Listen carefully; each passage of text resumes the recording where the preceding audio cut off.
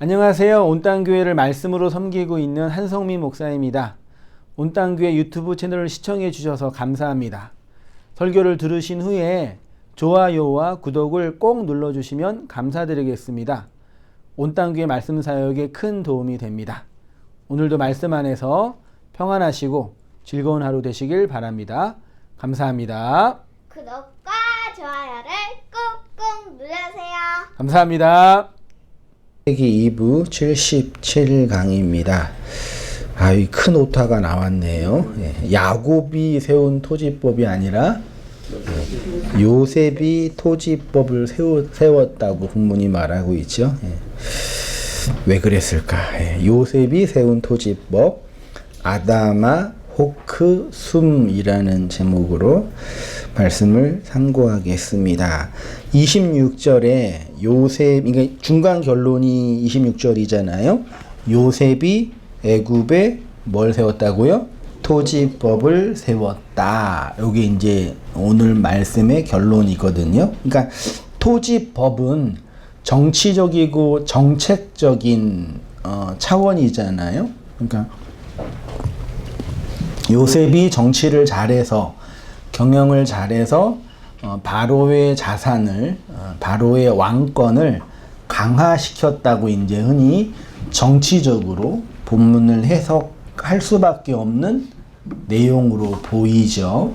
그건 그냥 인간 역사의 정치적인 모습이고, 이거는 하나님이 그리스도 예수를 통해서 우리에게 토지 땅은 뭐예요? 우리의 마음이니까 마음의 법, 마음의 율례를 세운 내용을 말하고 있는 거죠. 결론적으로 쉽게 말하면 그리스도 예수가 성령으로 부활하여 우리에게 은혜의 법을 실현시키셨잖아요. 그 내용을 고스란히 말하고 있는 거예요. 그래서 토지법의 핵심은 뭐예요? 추수한 것의 5분의 1은 바로에게 상납하고 5분의 4는 일반 백성들이 가지고 가고, 그 다음에 누구는 안 받아요? 제사장에게는 받지 않는 거죠. 앞에 5분의 1, 5은 백성들이 가지고 가고, 뒤에 5분의 4, 넷은 누가 가지고 가요? 바로가 가져가고, 뒤에 5분의 4는 백성들이 가지고 가고, 그럼 5가 있고 4가 있고 하나가 어디 있어요? 제사장들에게 있는 거죠. 말하자면 그 내용을 천천히 한번 본문을 보면서 살펴보도록 하겠습니다. 그러니까 쉽게 말해서 그 요셉이 애굽에 있는 토지법을 만들었다는 얘기는 그리스도 예수가 우리에게 은혜를 어떻게 세우시고 실현시키시는지를 설명하고 있는, 예표하고 있는 내용이다. 이게 결론입니다. 좀 구체적으로 한번 살펴볼게요. 21절을 다시 보시면 요셉이 애굽 땅 이 끝에서 저 끝까지 백성들을 성읍들에 뭐 했대요? 옮겼다라고 했죠. 그러니까 기근으로 말미암아서 애굽 사람들, 애굽 백성들의 돈이랑 가축이랑 토지가 다 팔렸죠. 이제 더 이상 토지까지, 이제 가축까지 팔아서 이제 돈이랑 자신의 몸까지 다 팔아서 양식을 샀잖아요. 그거 자체가 이제 바로의 뭐가 된 거예요? 노예가 완전히 모든 근처 당에 다 잡혀서 이제 탈탈 털리게 된 거잖아요. 그래 놓고 요셉이 애굽 땅에 있는 백성들을 이 끝에서 저 끝까지의 백성, 애굽에 있는 모든 백성들을 성읍들에 뭐 했다고요? 옮겼다. 쉽게 말해서 이주시켰다라고 하잖아요. 그러니까 이거를 본문을 볼 때 이게 물리적으로 애굽에 있는 모든 백성들을 관리하기 편하게, 정치하기 편하게 이주했다 정도로 이해하기 쉬운데, 그게 물리적으로 불가능한 것은 아니지만 내용적으로 쉬운 일은 아닌 거죠. 그렇죠? 나라 전체를 이렇게 뒤집어 엎어서 이렇게 옮긴다는 거는 되게 어렵잖아요.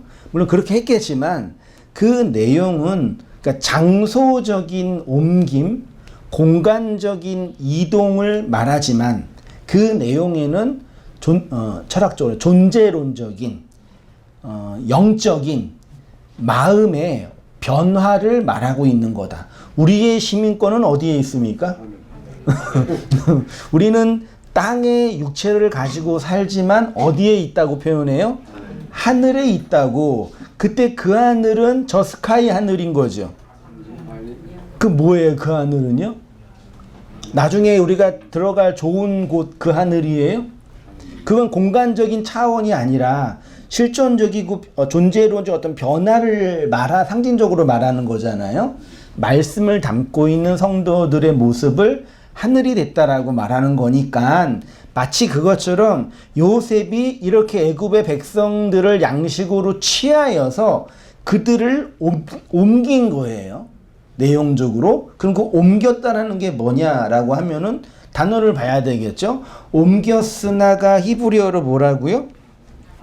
히브리어로 아바르라는 단어예요. 이 아바르가 히브리 창세기에서 아주 중요하고 되게 중요한 신학적인 의미가 담겨져 있는데 이 아바르랑 비슷한 단어가 아바드예요.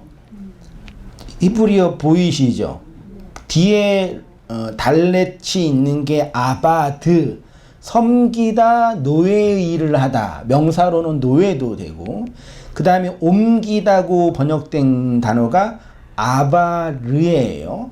재미있게도 공동 번역은 이 47장 21절을 요셉이 애굽 백성을 옮겼다라고 번역하지 않고 노예로 삼았다라고 번역을 했어요. 그 이유를 이 아바르를 아바드로 본 게 아니냐. 물론 70인역에 여러 가지 번역의 오해가 있는 것처럼 보이지만 왜냐하면 이주시켰다라는 게 해석이 안 되니까 그렇게 한 것처럼 보여요. 공동 번역은. 아무튼 이 옮겼다 히브리어 단어가 아바르인데요. 뜻이 지나가다 혹은 뭐예요? 건너가다예요. 지나가고 건너가면 어떻게 돼요? 사라지는 거죠. 이해되시나요? 어딘가를 지나가는 거예요. 건너가는 거예요. 그러면 다른 편에서는 그 지나가고 건너가게 되면은 보여요? 안 보여요? 안 보이는 거죠. 이 편에서 저 편으로 건너갔잖아요. 그럼 이 편에서는 건너간 그 사람이 보여요? 안 보여요? 안 보이죠. 그래서 사라지다라는 의미도 있어요. 이게 재미있는 게 제가 각주를 몇 개 넣었잖아요. 이건 그러니까 공간적인 변화, 공간적으로 지나가는 걸 설명하는 거예요. 구약에서. 그래서 아브라함이 약속의 땅을 지나갈 때 혹은 이스라엘 백성이 홍해를 건너갈 때 광야를 지나갈 때 다 어떤 변화예요? 공간적으로 지나가는 거잖아요. 근데 성경은 공간적으로 지나가는 그 표현을 통해서 그들 내면 안에 어떠한 변화가 일어났다라는 얘기죠. 그러면 하나님이 아브라함을 지나가게 하시고 하나님이 이스라엘 백성으로 하여금 홍해를 건너게 하시고 광야를 지나가게 하셨잖아요. 그 지나가는 거는 공간적인 지나감인데 내용적으로는 그들 안에 하나님의 어떤 일하심들이 있는 거죠. 그거를 아바르라는 단어가 설명하고 있는 거예요. 지나가는데 다른 편에서는 사멸되는 거예요.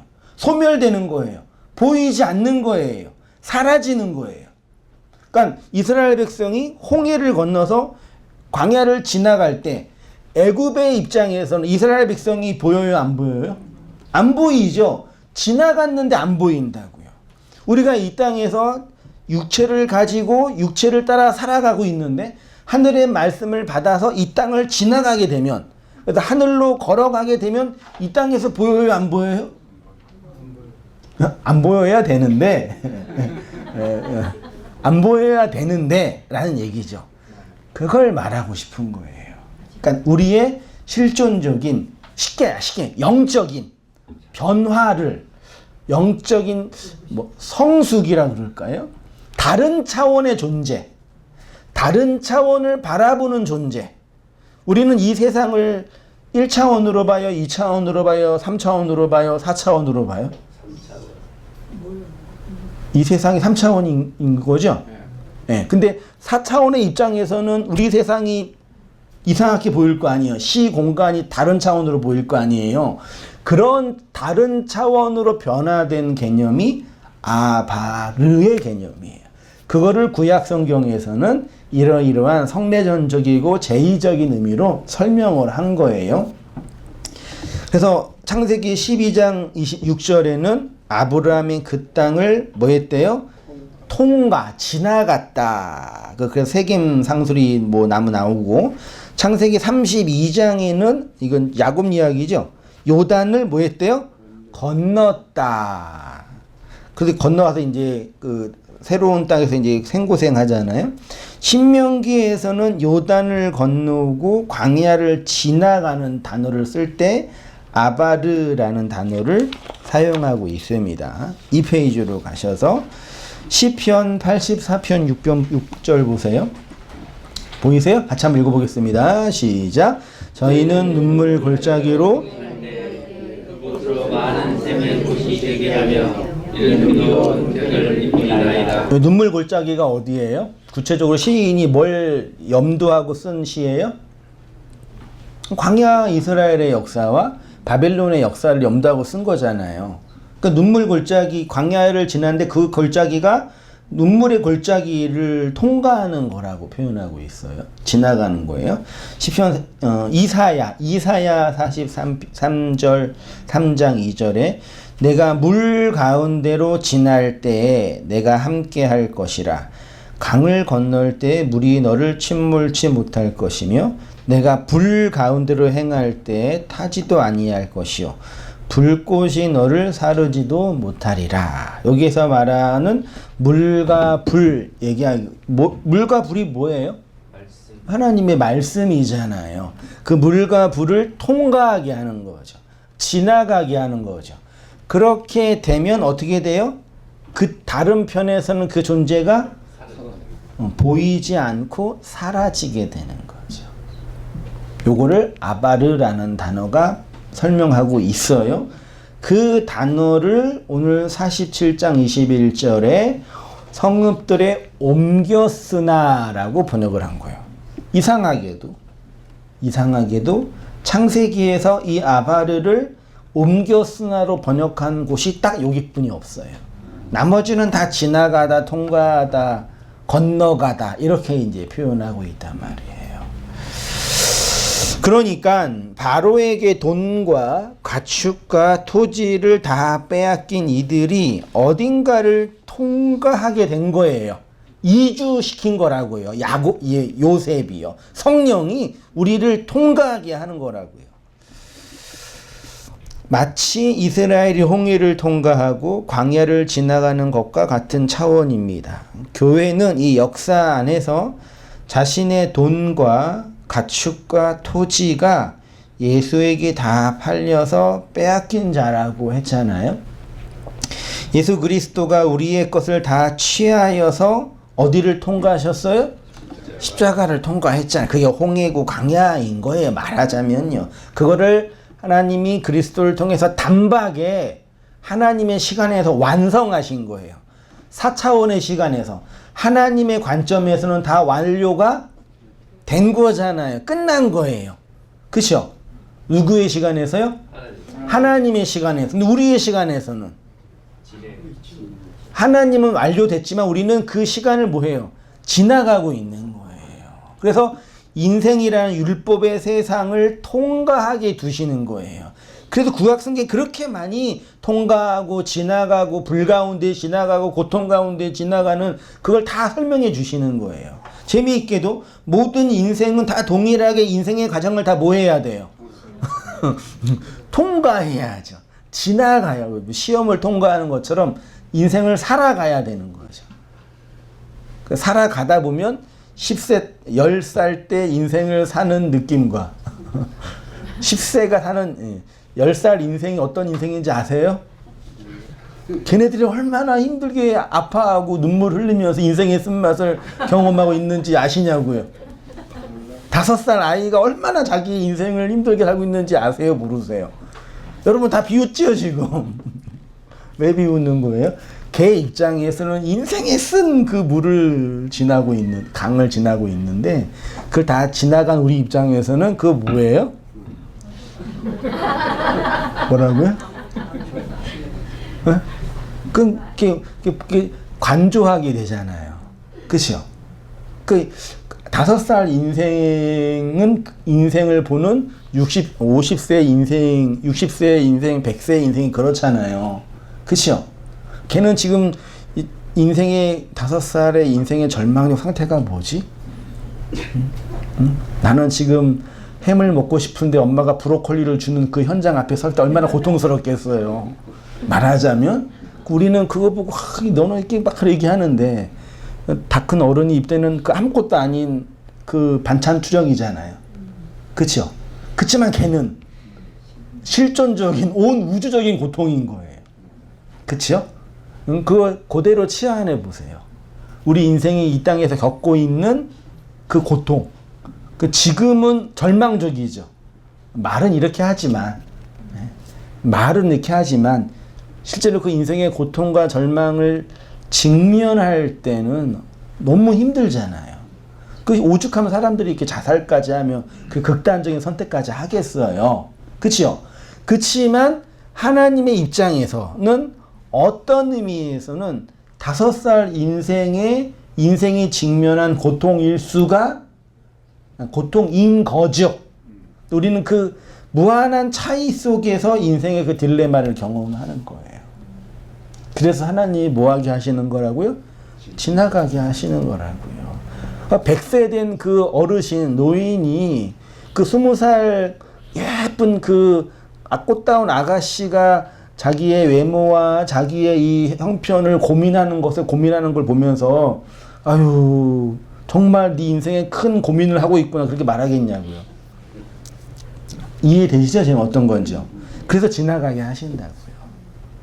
통과하게 하시고 그걸 하나님이 예수 그리스도의 십자가를 통해서 단박에 설명해 주신 거죠. 성도는 이렇게 건너고 지나감을 통해서 이전의 것들이 어떻게 된다고요? 소멸되고 사라지는 경험을 하게 되는 거예요. 계시록 21장 1절 이하에 보세요. 많이 읽는 말씀이지만 새하늘과 새 땅이죠. 이게 뭐예요? 통과하고 지나가서 새롭게 된 우리의 마음 땅이에요.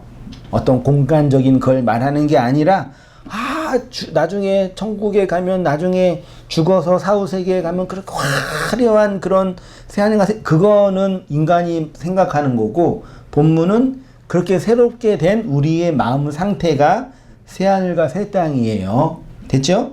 4절 이하 보세요. 모든 눈물을 그 눈에서 닦아주시니 다시는 사망이 없고 애통하는 것이나 곡하는 것이나 아픈 것이 다시 있지 아니하니니 뭐가 지나갔어요? 처음 것으로 준 게 뭐예요? 율법이잖아요. 코스모스의 세상이 우리 안에서 뭐 한 거예요? 지나간 거라고요. 통과한 거라고요. 그걸 새하늘과 새 땅의 천국 하나님 나라라고 말하고 있는 겁니다. 하나님이 이렇게 우리 인생에게 처음 것으로 주신 것들이 바로 이 세상이고 율법입니다. 그것들이 지나감으로 소멸되게 하는 거죠. 그래서 시인이 이런 고백을 했습니다. 시편 113편 3절 보면 보이시죠? 해 돋는 데에서부터 해 지는 데까지 여호와의 이름이 찬양을 받으시로다. 이게 무슨 말이에요? 동에서 서까지 여호와의 이름이 찬양을 받으시는 거예요? 네, 그렇게 말하죠. 해가 돋는 거 있죠. 이게 뭐예요? 우리 인생의 해, 나의 의로움의 해, 내 율법의 해가 돋아서 지나감을 통해서 그 해가 어떻게 돼요? 지게 되잖아요. 그때 누가 찬송을 받으신다고요? 여호와가 하나님의 이름이 쉽게 말해서 내 의로움의 해가 사멸되어지는 그 지점에서 하나님이 뭘 받으신다고요? 찬송을 받으신다고요. 이해되시나요? 네. 그 얘기예요. 그렇게 나의 의로운 해가 지는 것이 곧 처음 땅이 옮겨지고 새로운 땅이 되어가는 거죠. 요셉이 그렇게 애굽의 백성을 아바르하게 한 거예요. 하나님이 그리스도를 통해 성령 안에서 우리를 그렇게 뭐 하신다고요? 아바르하게 하신다고요. 애굽을 지나가게 하시고 광야를 지나가게 하시고 말씀을 통과하게 하시고 불과 물을 통과하게 하시는 거예요. 그 통과하는 인생 속에 통과하는 그 컨텍스트 역사 안에서 통과하게 하는 말씀의 내용이 임할 때 진정한 안식이 주어지게 되는 거죠. 자, 47장 22절에 그렇게 말하고 또 갑자기 이제 뭐가 나와요? 제사장들의 토지는 사지 아니하였으니 제사장들은 바로에게서 녹을 받음이라. 바로가 주는 녹을 먹음으로 그들이 토지를 팔지 않음이었더라. 이렇게 제사장들을 말하고 있어요. 여기 녹이라는 단어가 히브리어로 호크라는 단어인데요. 이게 단어적인 뜻이 뭐냐면 명사로 규칙, 법령, 규범. 이때는 율법이 있어요? 없어요? 십계명으로서 율법이 없잖아요. 모든 사람에게 준 율법, 아브라함과 이삭에게 준 그 구전된 계명만 있었을 거 아니에요. 애굽에도 그게 있었을 거 아니에요. 말하자면 그것에 뭐라고 내용을 하고 있는 것이 이 호크라는 개념이에요. 이게 규범, 법도, 율례예요. 근데 이게 동사 어디에서 왔냐면 하카크에서 왔어요. 하카크는 동사로 뭐예요? 긁다, 새기다, 쓰다예요. 고대 시대는 글자를 어디에 썼어요? 흙에다, 토판에다 썼잖아요. 그럼 글을 쓰기 위해서는 뭐예요? 판을 이렇게 긁어야 되잖아요. 그 긁어서 이렇게 규범도 썼을 거 아니에요. 돌판에. 그거를 녹이라고 하는 거예요. 그러면 잘 생각해 보세요. 제사장들이 바로에게 받은 그 양식이 그들 안에 새겨진 뭐라고요? 말씀이라고, 규범이라고, 율법이라고요. 그걸 먹었다고요. 누가요? 제사장들이요. 그래서 토지를 팔지 않았대요. 왜요? 그 양식이 그 제사장들에게는 예표로 주어졌으니까요. 마음에 양식이 새겨졌다고요. 자, 출애굽기 30장 21절에 이와 같이 그들이 그 수족을 씻어 죽기를 면할지니 이는 그와 그 자손이 대대로 영원히 지킬 뭐래요? 지킬 규례가 이게 그 제사장들이 받았던 녹으로서의 호크예요.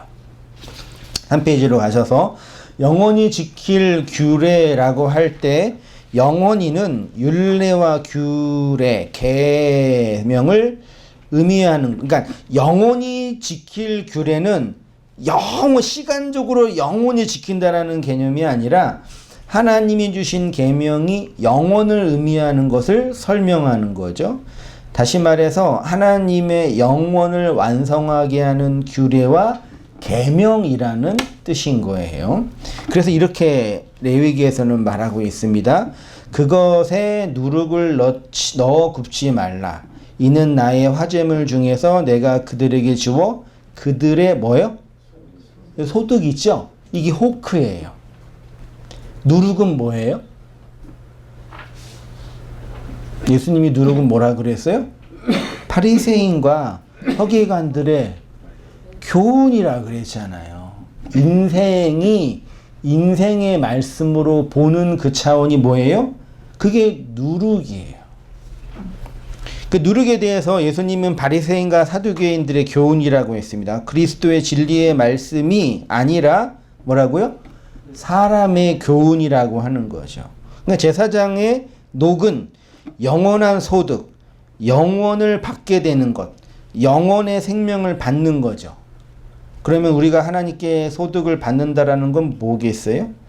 바리새인과 사두개인들의 누룩이 아니라 그리스도의 생명과 진리의 양식으로 먹는 것이 제사장으로서 교회가 받게 되는 하나님의 소득, 양식이라고 하는 거예요.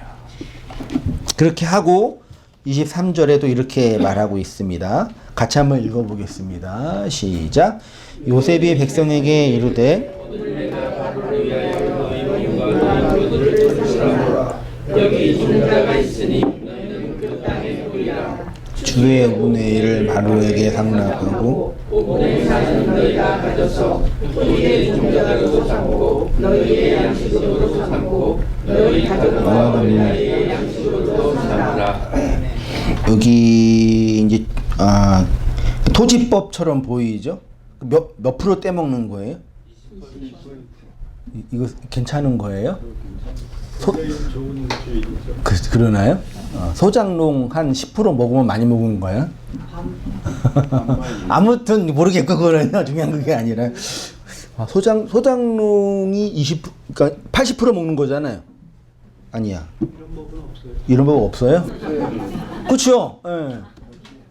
이거 영업이익률이 몇 프로야 그러면요. 어마어마한 거잖아요. 그런 걸 말하는 것처럼 보이는데 여기에 이제 종자는 씨예요. 제라.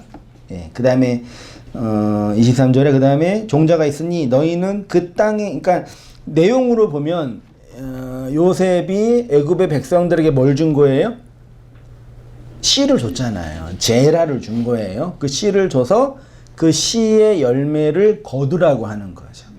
그리고 그 거두면은 5분의 1은 20%는 바로가 주인인 바로가 먹고 그 다음에 5분의 4는 니네가 먹으라고 되어 있죠. 80%는.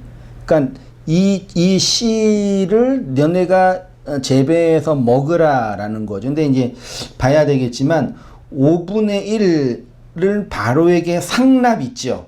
상납이라는 단어 자체가 그 뭐죠? 이게 납세? 아니야. 세금. 네, 세금의 개념. 상납한다 그러잖아요. 이게 원어에는 나탄이라는 단어로 되어 있어요. 나탄은 이게 상납이 아니라 이렇게 세우다, 주다, 건네다인데 언약적인 의미잖아요. 언약을 세우다. 너와 나와의 언약을 세우는 게 나탄이에요. 십자가를 세우다, 돌을 세우다 할 때 그 나탄이란 말이. 그러니까 그러니까 애굽 백성이 바로에게 노예로서 자기가 거둔 것의 일정한 부분을 그 세금으로 바치는 차원이 아니라 언약적인 차원이라는 얘기예요. 일단 내용은 그렇게 하고 그 다음에 이제 추수의 5분의 1 있죠. 5분의 1, 5분의 4 있죠. 이거를 단어를 보면은요. 5분의 1은 하미시라는 단어인데요. 이거는 5분의 1이 아니라 5번째예요. 단어 자체는요. 그래서 제일 먼저 기록된 데가 창세기 몇 번째 날? 5번째 날에 쓴 단어예요. 그럼 5번째 날은 앞에 뭐가 있어요? 네 번째 날이 있잖아요. 네 번째 다음 날 5번째 날 쓴 단어가 하미시라는 단어. 그래서 만약에 직역을 한다면 여기 시 제라가 있으니 너희의 그 땅은 에레츠가 아니라 뭐예요? 아다마예요. 아담이죠. 아다마. 흙이라는 개념이지만 이 여기에서 이제 뭐가 나왔어요? 먼지, 티끌, 허무, 없음이 나왔잖아요. 너는 먼지다, 티끌이다, 아담하잖아요. 그 땅에 뿌려, 먼지인 네 땅에 뿌려서 추수해라 라는 얘기예요. 그러면 하나님의 입장에서 제라가 우리의 마음 땅에 떨어져야 열매가 나오는데 우리의 그 마음 땅은 원래 뭐라고요? 아담아, 없음이고 먼지라는 땅이에요. 그 땅에 씨가 제라가 떨어져야지만 뭐가 나온다고요? 열매가 나온다고요. 됐죠? 근데 그 열매가 5분의 1, 5분의 4인데 5분의 1은 5번째로 드려라 이 얘기예요. 그럼 5분의 4는 뭐예요? 넷으로 드려라 그 뜻이에요. 5으로 드리고 넷으로 드려라. 그럼 몇 개예요? 9개죠. 몇 개여야 돼요? 10개 해야 되잖아요. 그냥 제 추론이에요. 그러니까 단어적으로 볼 때는 앞에 5을 주고 다시 넷을 주면 하나는 어디 있어요? 제사장한테 있잖아요. 열이 5과 넷과 하나로 설명되고 있는 구조예요. 다시 보세요. 그 다음에 너희도 뭐 그랬죠? 쭉 그 얘기를 했습니다. 에레치가 아니라 아다마입니다. 아다마는 먼지, 흙, 티끌이란 뜻이죠. 우리에게 그리스도는 씨가 먼지이고 없음으로 폭로된 우리 마음 땅에 떨어져야 열매가 나는 거죠. 그렇게 열매가 나오면 5분의 1을 바로에게 상납하라 그랬는데 상납은 나탄, 세우라, 언약으로 세우라 라는 얘기예요. 5번째로 세우라 그 뜻이에요. 이 5은 창세기의 7날에 5번째 날을 사용할 때 사용된 단어입니다.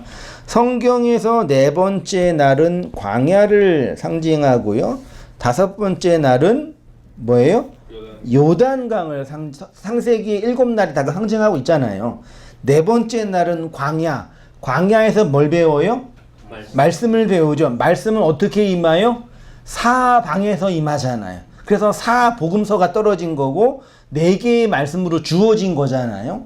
그렇게 넷은 광야의 날을 상징하고 5은 광야를 통과하여 옛사람이 죽고 새사람이 지나가는 것. 1세대가 죽고 2세대가 지나가는 것.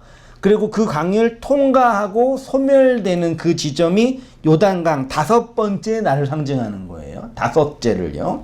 그래서 첫 번째 세대와 두 번째 세대가 겹치는 날이 몇 번째 날이라고요? 그 5번째 날이에요. 그러니까 중간 결론으로 먼지와 같고 자신들의 마음 땅에 먼지와 같은 자신들의 마음 땅에 씨를 뿌려 열매를 추수하게 되면 열매가 나오게 되면 그 중에 5분의 1 5번째 날로 5번째로 바로에게 뭐 한다고요?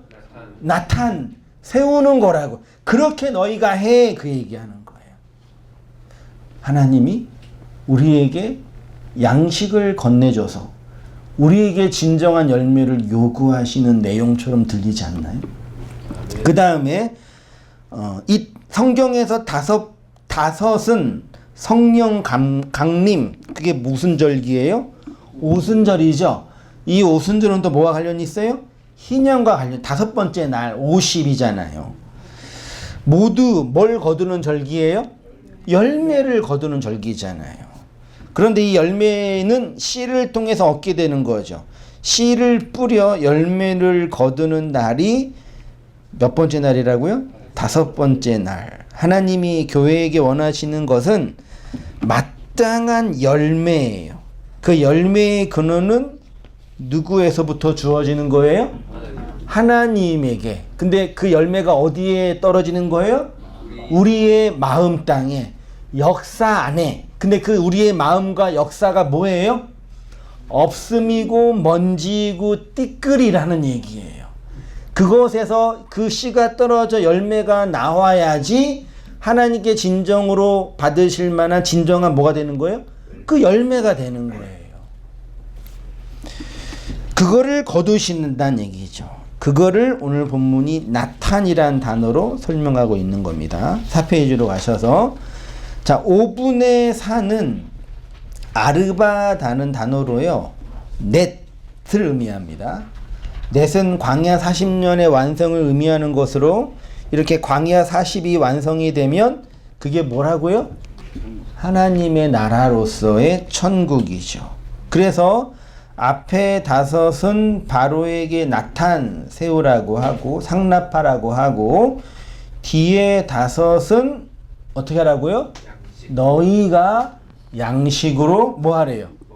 먹고 그 종자를 보관하라고 표현하고 있어요. 하나님의 나라가 어디에서 이루어져요? 우리 안에서. 우리 안에서 이루어진다는 언어도 그것도 언어적인 표현이에요. 우리 안에 어떻게 이루어져요? 그런 게 있어요. 엄밀하게 말하면 여러분 자신이 우리 자신이 하나님의 뭐예요? 나라라고 하나님이 보시는 거예요. 그러니까 하나님이 통치하는 하나님의 땅, 하나님 나라의 식민지예요. 그러면 식민지는 그 원주인에게 뭘 바쳐야 돼요?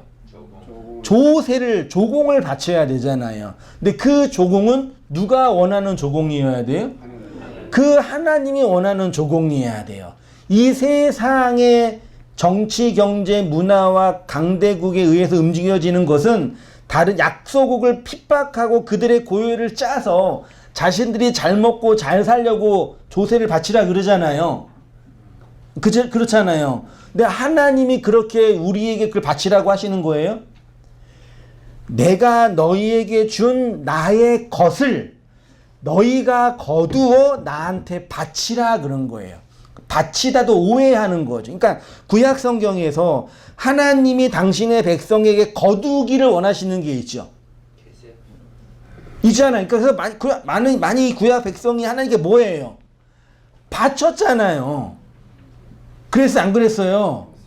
그랬잖아요. 그래서 신앙 안에 종교 신앙 안에 신에게 바치는 종교 예전과 제의가 늘 있었던 거예요. 있죠? 그러면 우리도 지금 하나님께 바쳐야 되죠.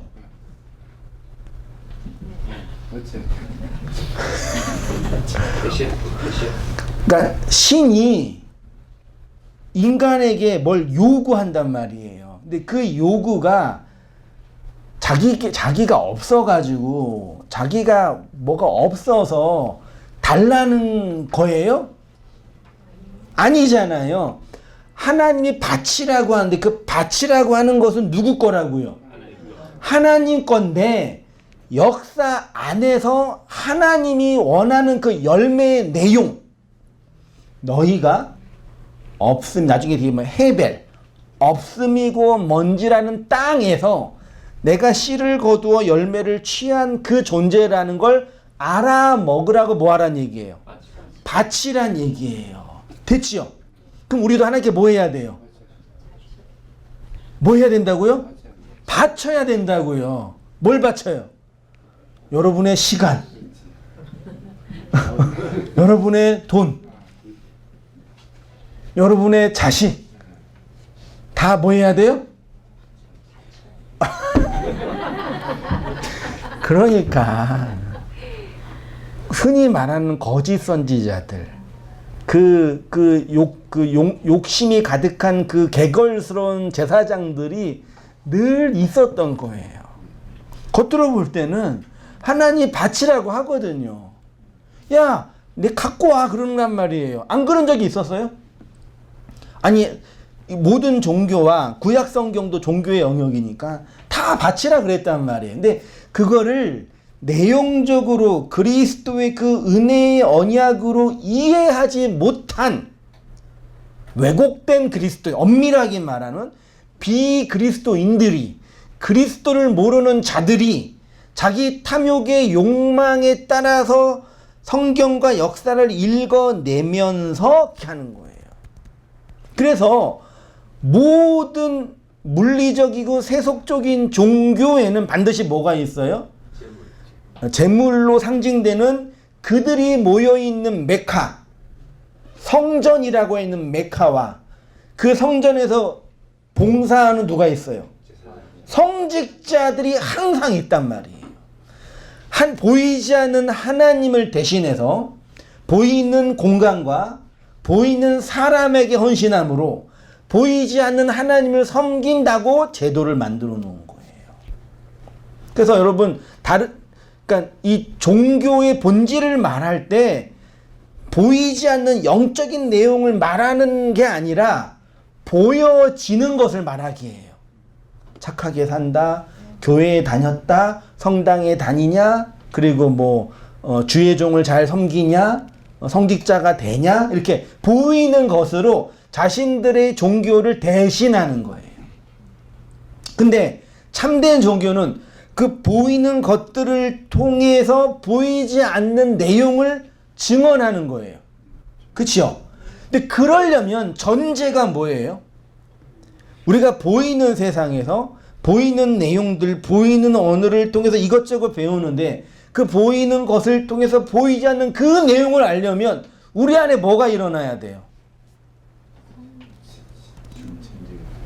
하나님이 우리 안에 뭐가 일어나게 하신 너희 그 땅이 아다마 호크 보이지 헛됨이고 없음이라는 그 땅이라는 걸 알게 하고 인식하게 하는 그 과정이 필요한 거예요.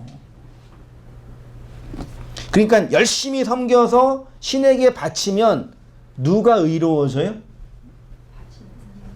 이해되세요? 바치는 사람의 의의가 생기는 거예요.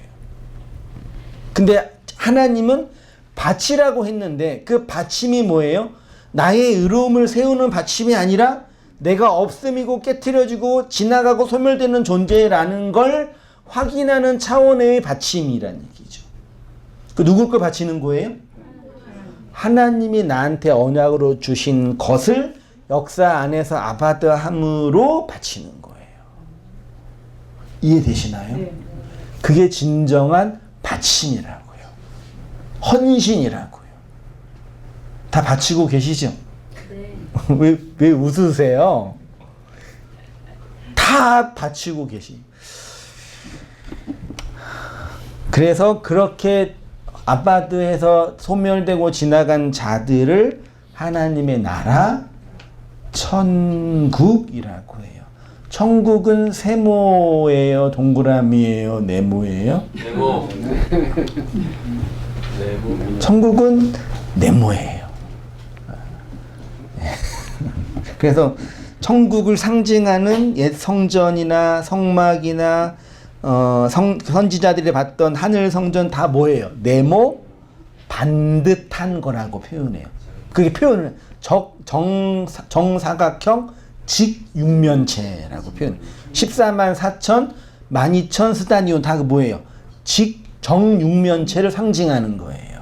그거는 그러니까 이 세상에 가장 그 정교한 그 구조가 정육면체라고 하잖아요. 기하학적으로 그러잖아요. 그렇게 완전하게 이루어지는 그 나라, 그 공간이 우리 안에서 이루어지는 거죠. 그래서 계시록 21장 16절 이하 보세요. 그 성은 네모가 뭐 한다고요? 반듯. 이게 사라고요. 사. 넷으로 주어지는 거라고요. 그래서 너희가 그 넷을 먹으라 그런 거예요. 이렇게 5분의 4, 5을 가지고 양식을 삼으라고 하고 5분의 1, 넷을 가지고 5번째로 바로에게 주라고 하는 거죠. 고린도전서 14장 9절 이하, 19절 이하 본문 보이세요? 같이 읽어보겠습니다. 시작. 그러나 교회에서 내가 남을 가르치기 위하여 1만 마디 방언으로 말하는 것보다 고린도전서 14장의 문맥은 어떤 건지 느낌 오세요? 앞장에 뭐가 있어요? 13장.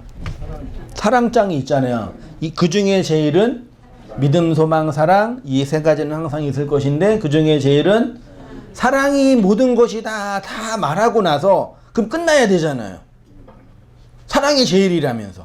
하나님은 사랑이라면서. 그렇죠? 그 다음에 14장에 무슨 얘기를 해요? 방언, 예언을 해요. 그 방언을 말하는 게 좋아요? 예언을 말하는 게 좋아요? 방언으로 말하면 돼요? 안 돼요? 아이, 그렇게 말하면 안 된단 말이에요. 그 사랑이, 그리스도가 완성한 그 사랑이 어떻게 우리 안에서 완성이 돼요? 방언으로 들리는 언어를 예언함으로 그 사랑이 완성이 되는 거예요.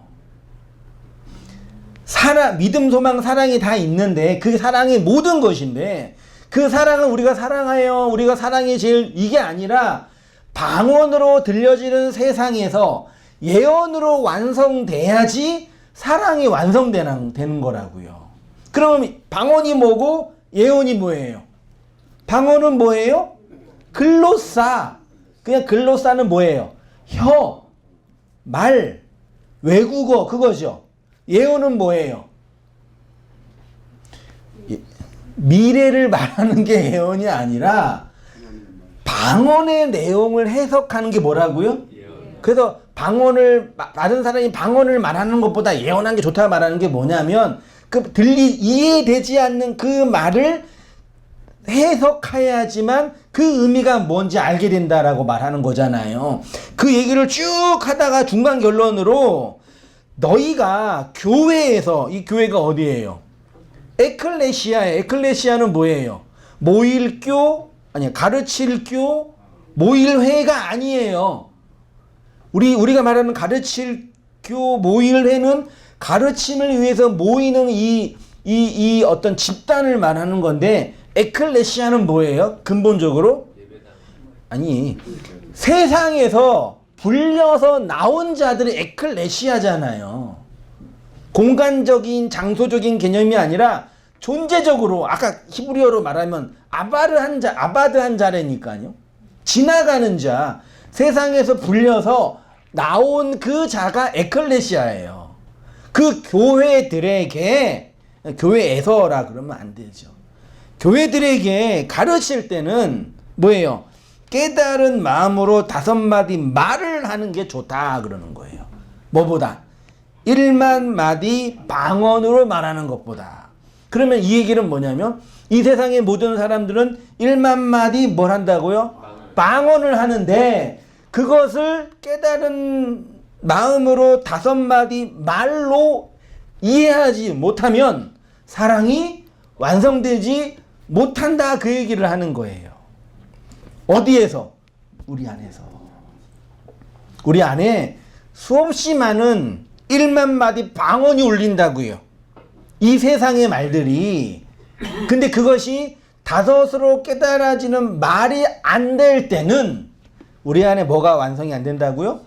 사랑이 없는 거라고요. 이해되시나요? 그게 사랑이 아니라고요.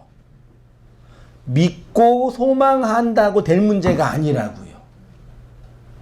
아, 나는 좋은 성도가 되고 싶어요. 이 좋은 거죠. 나는 성공하고 싶어요. 이 좋은 거죠.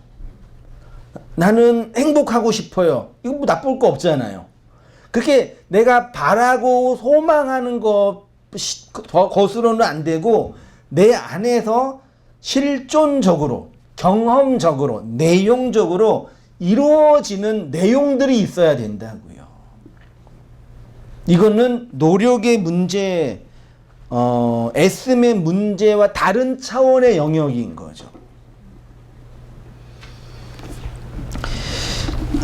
다시 오셔서 깨달은 마음으로 5마디 말 있죠. 요 깨달은 마음이 누스라는 단어고, 그러니까 깨달음은 본문에 없어요. 누스의 마음이에요. 누스로 5, 아까 5이에요. 5마디 말은 로고스예요. 그러니까 직역을 하면은 마음에 있는 5말. 마음의 5으로 주어진 말이 1만 마디 방언, 1만의 글로사, 1만의 방언으로 말하는 것보다 낫다라고 하는 거예요. 자, 읽어볼게요. 깨달은 마음이 누스이고 5마디 말은 펜테로고스입니다. 직역을 하면 마음에 있는 5말이고요. 그게 1만 마디 방언은 미리오스 글로사라고 해서, 미리오스는 많은이란 뜻이, 1만이 아니라 많은이란 뜻이에요. 이 세상에 많이 있는 것, 많은 것으로 주어진 게 뭐예요? 그 율법이에요. 부정한 이 율법이에요. 많은 것으로 주어진 거. 하나님이 많은 것으로 건네주신 그 율법인데 1만 마디 방언은 겉의 것으로 주신 그 율법의 말인 거죠. 그 1만 마디 방언, 많은 말로 이 세상에 뭐가 이루어진 거예요? 인류 문명의 모든 언어, 모든 내용들이 세워진 거죠. 여러분, 만약에 인류에게 말이 없었다면, 뭐도 없어요? 말이 없었으면 언어도 없는 거죠. 글도 없는 거죠. 글이 없으면 문명 자체가 만들어지기가 쉽지 않았지 않았을까요? 이해되시죠? 그러니까 이 세상의 모든 인류가 만들어 놓은 이 문명, 생각이든 뭐든 어디에서부터 시작되는 거예요? 말로부터 시작되는 거예요. 근데 그게 1만 마리의 말이라고. 이 세상, 아래의 세상으로 주어진 이 세상의 말. 그러니까 진화가 된다면 인간 뭐 오랑우탄인가 이런 침팬지 유인원이 우리가 쓰는 이 말을 사용하나요? 그분들이? 걔네들이? 물론 이게 감정적인 소통이 불가능한 건 아닌데 이 언어적인 존재를 규정하는 그 언어가 되냐고요. 되나요? 그렇게 말을 배워가는 그런 동물들 있나요? 앵무새. 걔는 그냥 소리를 따라하는 거, 의미 없이. 그게 방언이죠. 따라하는 거니까. 그게 1만 말이라고. 이 세상에 있는 세상의 모든 말. 율법의 말. 쉽게 말하면요. 그걸로 종교가 세워지는 거죠. 그래서 고린도서 4장에는 1만 말과 비슷한 게 4장 15절에 그리스도 안에서 뭐가 있대요? 1만 스승이 뭐예요? 이게 파이다 고고스예요. 초등학문, 몽학 선생이에요. 초등학문과 몽학 선생은 그냥 율법이라 그러면 딱 쉬운 거예요. 1만 스승이 있으되 아버지는 많지 않다. 아버지는 뭘 주는 자예요? 제라를 주는 자잖아요. 자, 1만 스승이 의미하는 것은 갈라디아에서 언급하는 초등교사, 몽학 선생이에요. 그러니까 많은 초등교사가 있지만 그리스도 안에서 아버지는 없다라고 합니다. 1만 마디, 비리오스 글로사, 1만 스승, 미리오스 파이다 고고스는 겉으로 전달되는 율법의 말을 의미해요. 그렇게 무수히 많은 겉의 말, 율법의 말들을 통해서 마음에 5마리 돼야 통변된 예언의 말을 해야 된다는 거죠. 사도 바울이 말하는 것은 깨달은 5마디의 말은 사랑을 완성하게 하는 예언의 말씀이라고 하는 거죠. 무수히 많은 1만 마디의 방언이 아니라 마음으로 임한 5마디의 말씀으로 완성되는 것이 되어야 된다는 거죠. 이렇게 역사 안에서 보여주신 것이 5의 말씀을 통해서 마음이 된 안의 5을 가지고 있으면 그것이 1만 마디 방언의 말보다 나은 무슨 말이에요? 예언의 말. 사랑을 완성하는 말이라고 하는 거예요. 근데 그렇게 어떻게 주어진다고요? 아담아 같은 없음이라는 허무라는 땅에 씨가 떨어질 때 나오는 거예요. 그래서 보세요. 전도서 1장 1절 이하에 1절부터 4절 같이 한번 읽어보겠습니다. 시작. 다윗의 아들 예루살렘 왕 전도자의 말씀이라. 전도자가 이르되 헛되고 헛되며 헛되고 헛되니 모든 것이 헛되도다. 해 아래서 수고하는 모든 수고가 사람에게 무엇이 유익한가? 한 세대는 가고 한 세대는 오되 땅은 영원히 오기도 한 세대에 한 세대이지요. 다윗의 아들 예루살렘 왕 전도자의 말씀이라. 전도자가 헛되다다. 헛되고 헛되며 헛되고 헛되니 모든 것이 헛되다. 헛되다 몇 번 했어요? 5번 했어요. 5번 했어요. 여기서 헛되다는 뭐예요? 이 세상은 허무하다, 염세적인 세상이다 라고 말하고 싶었겠어요?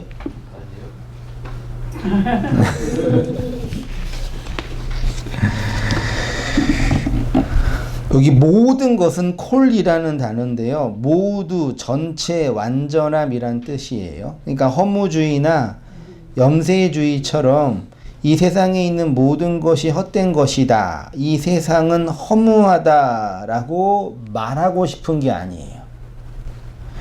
여기에서 헛됨이라는 단어는 헤벨이란 단어거든요. 헤벨.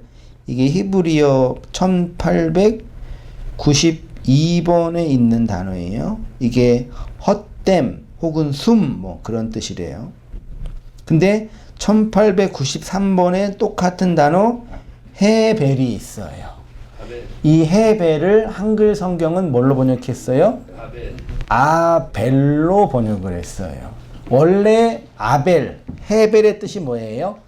헛됨이고 없음이에요. 허무란 얘기예요. 아벨이 누구예요?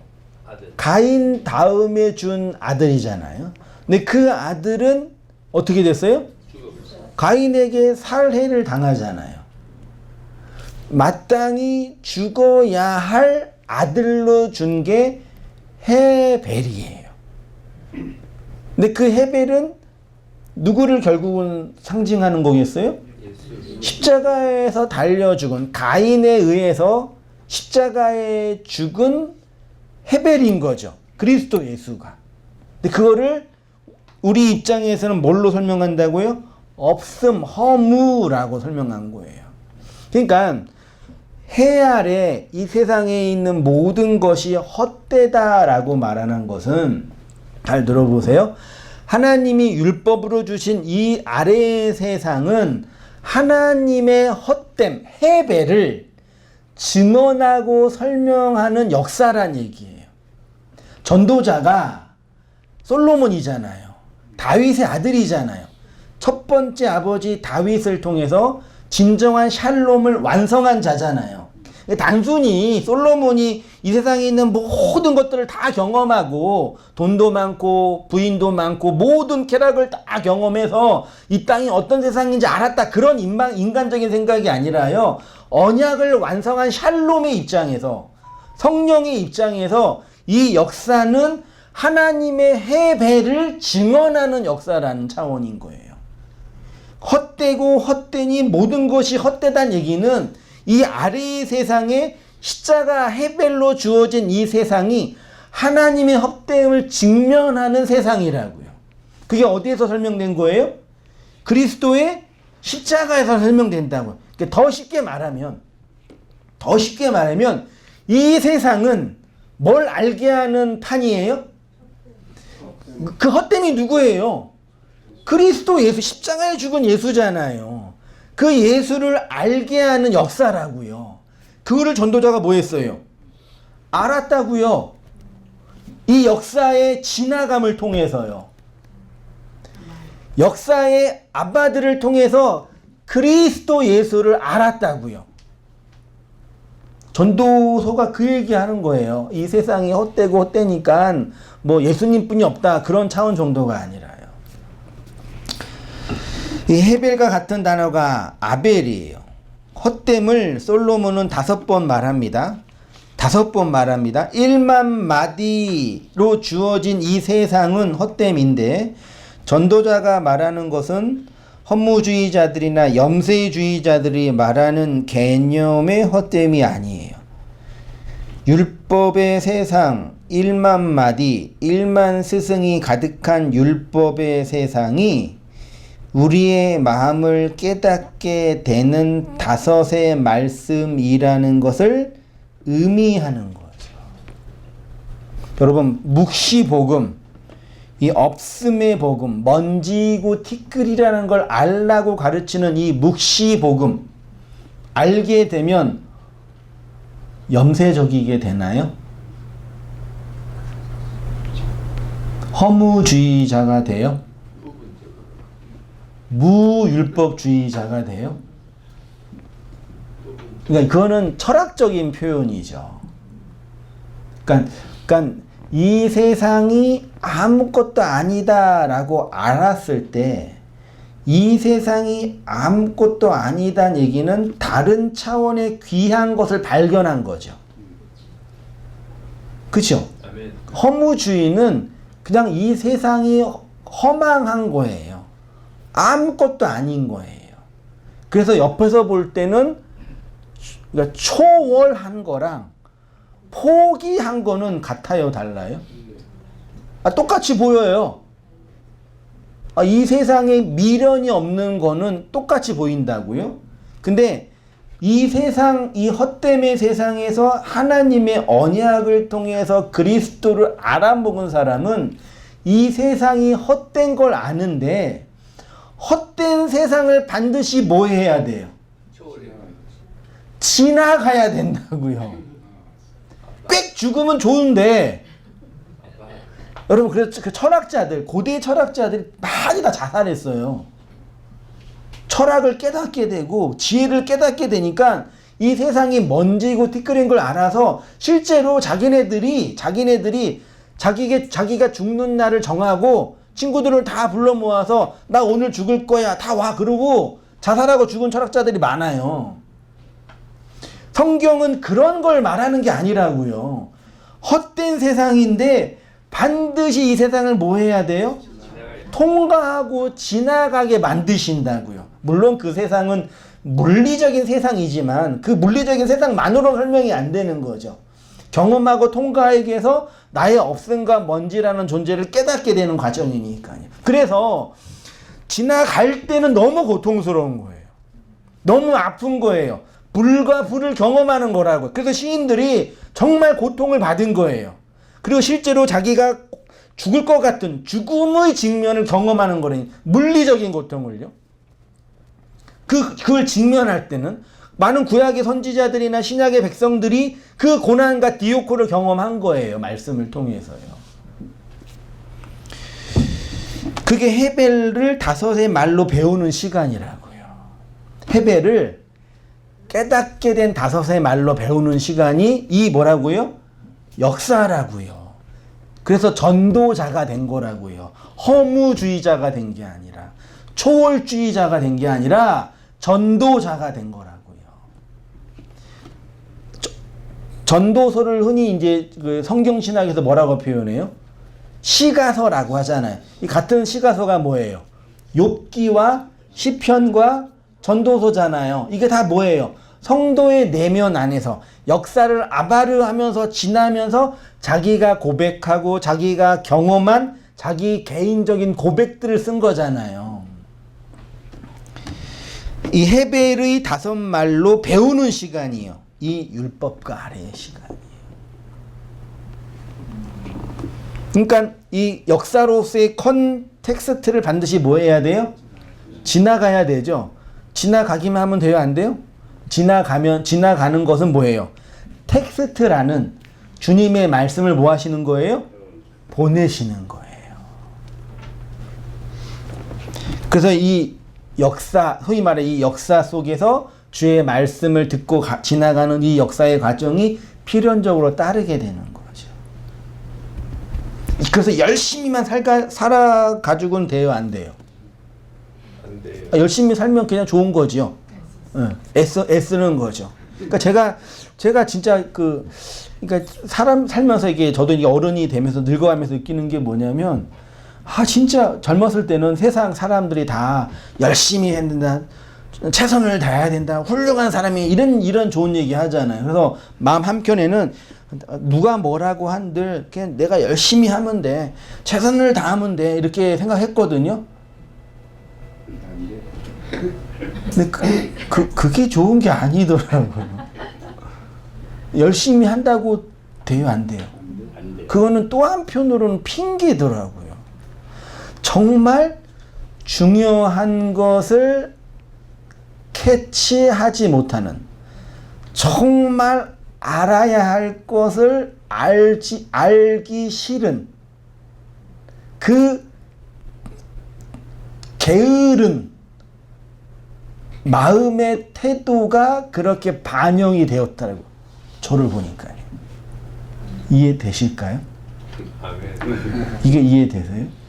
신앙에서 왜 많은 분들이 그리스도의 그 진리를 모르고 율법과 도덕과 종교 체계와 보이는 교회와 보이는 목회자와 권위자들한테 순종하는 모습으로 신앙생활을 대체하는지 아시겠어요? 나름대로 최선을 다하는 거예요. 그렇게 하면은 인정을 받아요. 이해되시죠? 근데 그거 가지고는 돼요, 안 돼요? 택도 없어요? 근데 그거는요, 진리의 영역뿐만 아니라 모든 인생의 영역이 다 그래요.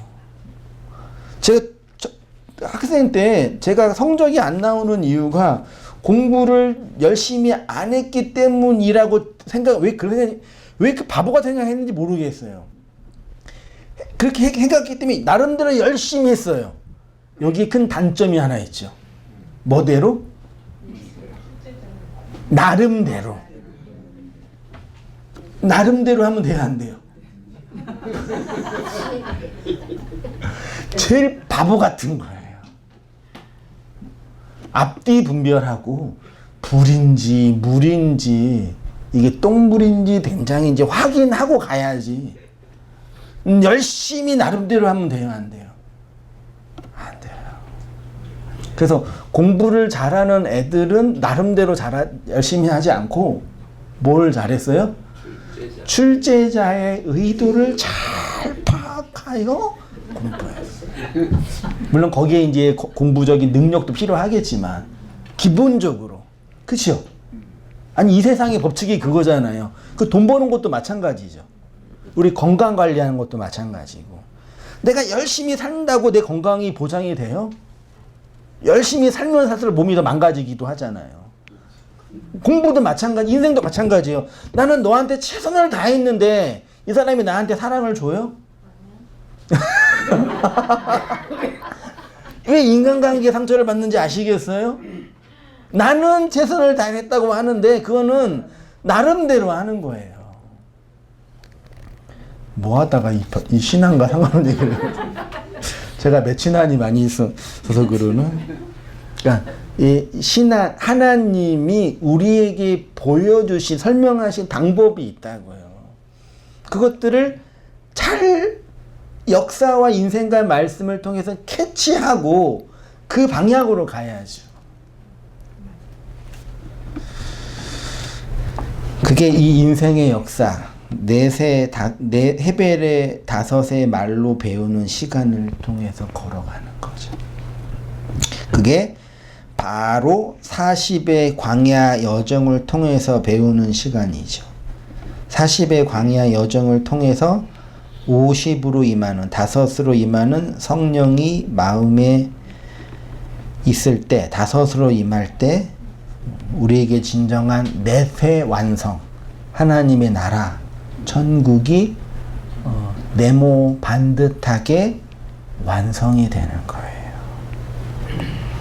그러니까 하나님은 역사를 살면서 너는 헤벨이야, 없음이야, 그리스도를 통해서 그 헤벨과 없음을 배워서 알아가야지 라고 계속 말하는데, 아니 하나님 그게 무슨 말이에요? 내가 노력하고 최선을 다하면은 하나님이 기뻐할 만한 일을 해줄 수 있어요. 이렇게 가는 꼴인 거예요, 말하자면.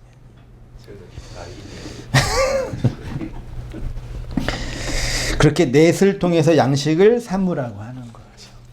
넷의 말씀을 통해서. 그렇게 해서 이제 25절 보세요. 그들이 이르되 주께서 우리를 뭐 했대요? 이게 살리셨사오니가요, 하야의 히필 완료용이에요. 완료. 당신이 우리를 살아나게 하셨습니다. 요셉에게 우리가 은혜를 입었습니다. 그것이 요셉이 애굽의 토지법을 세운 거예요.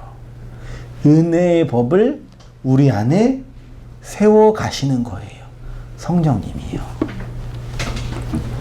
26절. 요셉이 애굽의 토지법을 세우매 그 5분의 1이 바로에게 5이 여기는 또 5분의 1로 돼 있어요. 바로에게 세워지고 제사장의 토지는 바로의 소유가 되지 아니하니 오늘날까지 이르리라. 일꾼이 마치겠습니다. 그렇게 양식을 삼게 되니까 뭐라고 하냐면 주께서 우리를 살리셨사오니 우리가 주께 은혜를 입었다고 합니다. 그리고는 그것이 요셉이 애굽에 세운 토지법이라고 하는 거죠.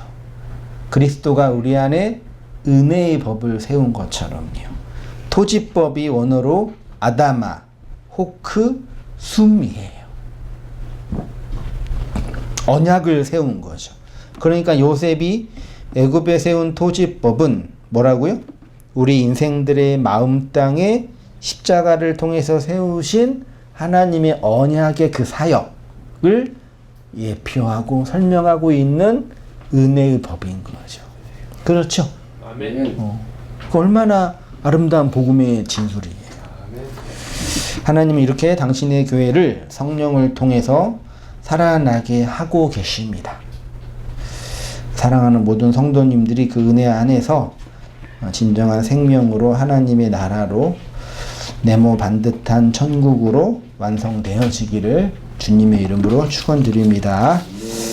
함께 기도하겠습니다. 살아계신 하나님 아버지, 우리로 하여금 이 인생의 광야를 홍해의 강을 건너게 하시고 지나가게 하심으로 이 율법의 세상에서 소멸되고 보이지 않게 하십니다. 이 하나님의 은혜의 일하심들을 깨닫게 되어진 다섯의 말씀, 속의 뜻으로 설명되어진 다섯의 말씀으로 양식으로 삼아 하나님의 나라의 네모 반듯한 천국으로 오롯이 세워져 가도록 주님 인도하여 주시옵소서. 그리하여서 전도자가 인생의 날들을 통해서 고백하고 선포하였던 것처럼 헛되고 헛됨이 모든 것이 헛됨으로 하나님의 그 은혜의 해벨이 우리의 인생 역사 안에서 그리스도를 통해서 실현되고 나타나고 있음을 선포하고 진리로 증언하며 전도할 수 있는 우리 인생의 날들이 다 되어지도록 아버지 하나님 인도하여 주시옵소서.